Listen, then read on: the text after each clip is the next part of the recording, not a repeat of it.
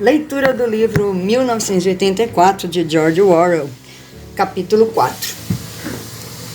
E o Departamento de Registros, no final das contas, era apenas um ramo do Ministério da Verdade, cujo trabalho principal não era reconstruir o passado, mas fornecer aos cidadãos da Oceania jornais, filmes, livros didáticos, programas de telenovela, peças de teatro, romances, ou seja, todo tipo de informação, instrução ou entretenimento concebível, de uma estátua a um slogan, de um poema lírico a um tratado biológico e de um livro de ortografia infantil a um dicionário da nova língua.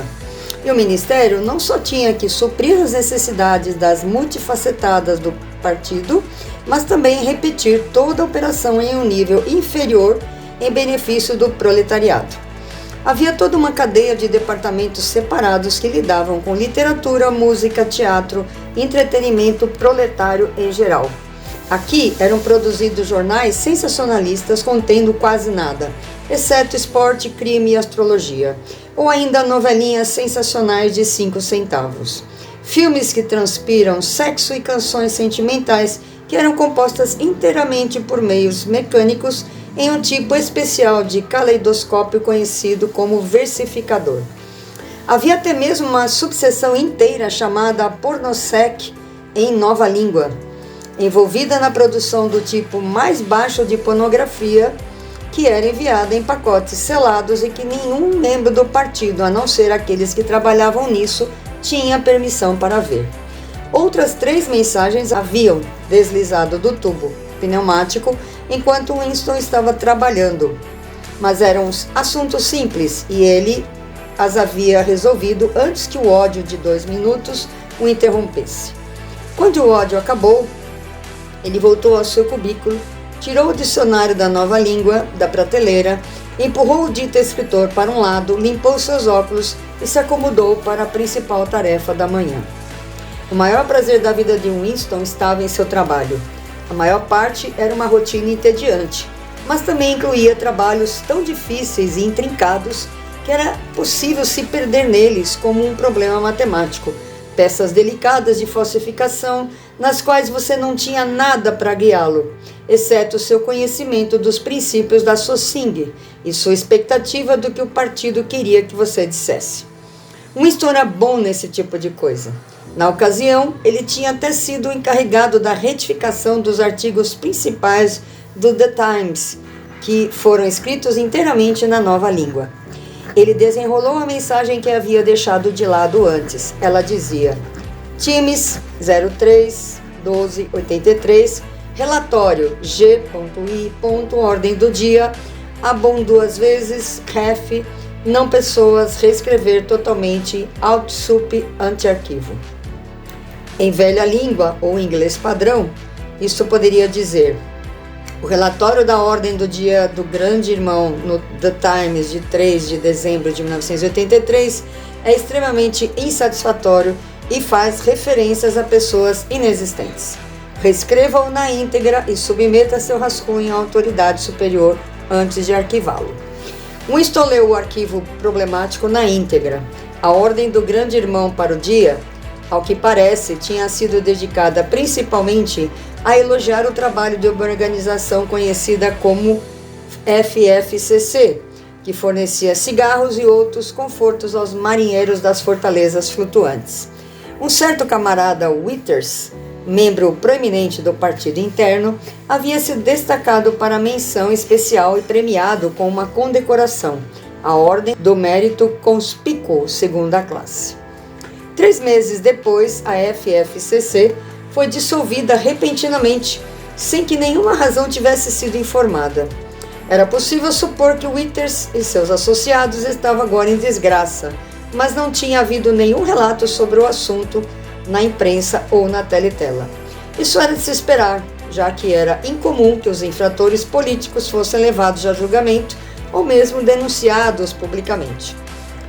As grandes purgas envolvendo milhares de pessoas, com julgamentos públicos de traidores e criminosos do pensamento que fizeram uma confissão abjeta de seus crimes e foram logo depois executados, eram peças especiais de exibição que não ocorriam com mais frequência do que uma vez a cada 2 anos. O mais comum era que pessoas que haviam desagradado o partido simplesmente desaparecessem e nunca mais fossem ouvidas de novo. Nunca se tinha a menor ideia do que acontecia com elas. Em alguns casos, elas poderiam até nem mesmo estar mortas. Talvez 30 pessoas conhecidas pessoalmente por Winston, sem contar seus pais, tivessem desaparecido em uma ou outra ocasião. Winston coçou seu nariz suavemente com um clipe de papel. No cubículo do outro lado, o camarada T. Lodson ainda estava curvado em segredo sobre seu dito escritor. Ele levantou a cabeça por um momento. Novamente o espetáculo da olhada hostil. Winston se perguntava se o camarada T. Lodson estava envolvido no mesmo trabalho que ele. Era perfeitamente possível. Era tão complicado que dificilmente seria confiado a uma pessoa só. Por outro lado, entregá-lo a um comitê seria admitir abertamente que um ato de falsificação estava ocorrendo. Muito provavelmente, até uma dúzia de pessoas estavam agora trabalhando em versões diferentes do que o grande irmão tinha realmente dito.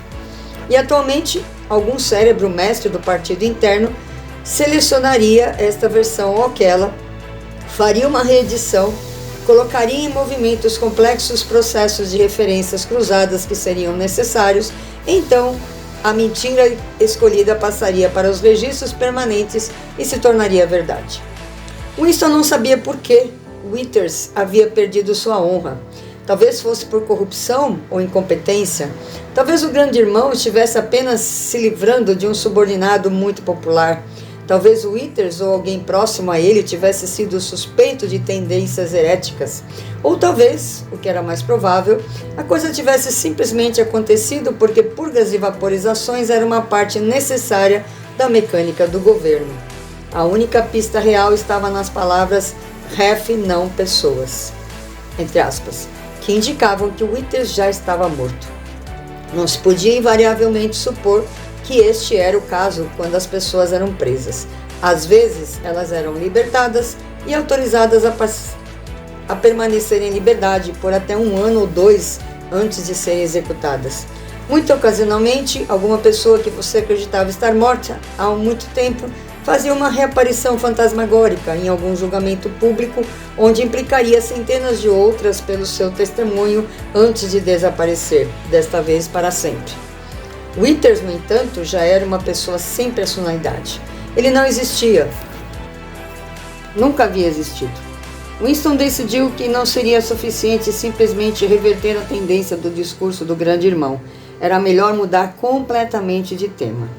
Ele pode transformar o discurso na denúncia habitual de traidores e criminosos do pensamento, mas isso foi um pouco óbvio demais. Enquanto que inventar uma vitória na frente ou algum triunfo da superprodução no 9º plano trienal pode complicar demais os registros. O que era necessário era um pedaço de pura fantasia. De repente surgiu em sua mente quase pronta a imagem de um certo camarada, Ogilvy, que havia morrido recentemente em batalha, em circunstâncias heróicas. Houve ocasiões em que o grande irmão dedicou sua ordem do dia para comemorar um humilde membro do partido, cuja vida e morte eram apresentadas como um exemplo digno de ser seguido. Hoje ele deveria comemorar o camarada Ogilvy. Era verdade que não existia tal pessoa como o camarada Ogilvy, mas algumas linhas de impressão e algumas fotografias falsas logo trariam a existência. Winston pensou por um momento. Depois puxou a fala para ele e começou a ditar no estilo familiar do grande irmão. Um estilo ao mesmo tempo militar e pedante. E por causa de um truque de fazer perguntas e depois respondê-las prontamente, abre parênteses, abre aspas. Que lição aprendemos com esse fato, camaradas? A lição, que é também um dos princípios fundamentais do Sosing, traço que, etc., fecha parênteses, fácil de imitar. Aos 3 anos de idade, o camarada Ogilvy havia recusado todos os brinquedos, exceto um tambor, uma submetralhadora e um modelo de helicóptero. Aos 6 anos, um ano antes, por conta do relaxamento especial das regras, ele havia se juntado aos espiões. Aos 9 anos, ele havia sido líder de uma tropa. Aos 11 anos, ele havia denunciado seu tio à polícia do pensamento após ter ouvido uma conversa que lhe pareceu ter tendências criminosas. Aos 17 anos, ele havia sido um organizador distrital da Liga Júnior Antissexo. Aos 19 anos, ele havia projetado uma granada de mão que havia sido adotada pelo Ministério da Paz e que, em seu primeiro teste, havia matado 31 prisioneiros eurasianos de uma só vez. Aos 23 anos, ele havia perecido em ação, perseguido por aviões a jato inimigos enquanto sobrevoava o Oceano Índico, com despachos importantes. Ele deixou seu corpo mais pesado como sua metralhadora e saltou do helicóptero para águas profundas, levando os despachos e tudo. Um fim, disse o grande irmão, impossível de se contemplar sem sentimentos de inveja. O grande irmão acrescentou algumas observações sobre a pureza e a solidez de espírito de vida do camarada Ogive. Ele era um abstêmio total e não fumante. Não tinha recreações, exceto uma hora diária no ginásio, e tinha feito um voto de celibato, acreditando que o casamento e o cuidado de uma família eram incompatíveis com uma devoção de 24 horas por dia ao dever. Ele não tinha assuntos de conversa, exceto os princípios do Sossing, e nenhum objetivo na vida, exceto a derrota do inimigo eurasiático e a perseguição de espiões, sabotadoras, criminosos do pensamento e traidores em geral. Winston debateu consigo mesmo se deveria conceder ao camarada Ogive a Ordem do Mérito Conspícuo. No final, ele decidiu contra ela, por causa da desnecessária referência cruzada que ela implicaria. Mais uma vez ele olhou para o seu rival no cubículo oposto. Algo parecia dizer-lhe que com certeza Tillotson estava ocupado com o mesmo trabalho que ele. Não haveria como saber qual versão seria eventualmente adotada, mas ele sentiu uma profunda convicção de que seria seu próprio trabalho. O camarada Ogive, inimaginável há uma hora, era agora um fato. Pareceu-lhe curioso que você pudesse criar homens mortos, mas não vivos. O camarada Ogive, que nunca havia existido no presente, agora existia no passado. E, quando o ato de falsificação estivesse esquecido, ele existiria tão autenticamente e com o mesmo tipo de prova do que Carlos Magno ou Júlio César. Continua no próximo vídeo.